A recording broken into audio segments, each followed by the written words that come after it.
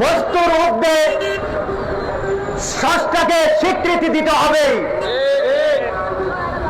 স্রষ্টার নামে যদি জীবন না হয়, তাহলে এই জীবনের দুনিয়া এবং আখিরাতের কোন দিক থেকে তার মুক্তি নেই।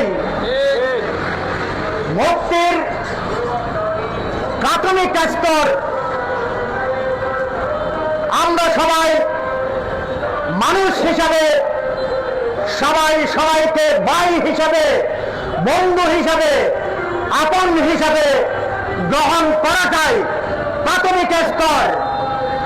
আজকে জীবনের মুক্তির যদি স্তরে যদি পৌঁছতে হয়, তাহলে স্রষ্টার নামে জীবন হতে হবে।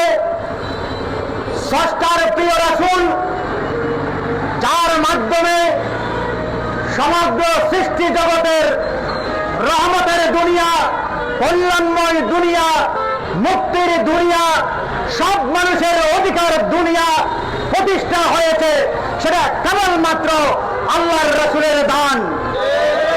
আল্লাহর হাবিব রাহমাতুল লিল আলামিন খেলাফতে ইনসানিয়তের মাধ্যমে দুনিয়ার প্রতিটা মানুষকে প্রাথমিকভাবে স্বাধীন হিসাবে স্বীকৃতি দিয়েছেন। এই জন্য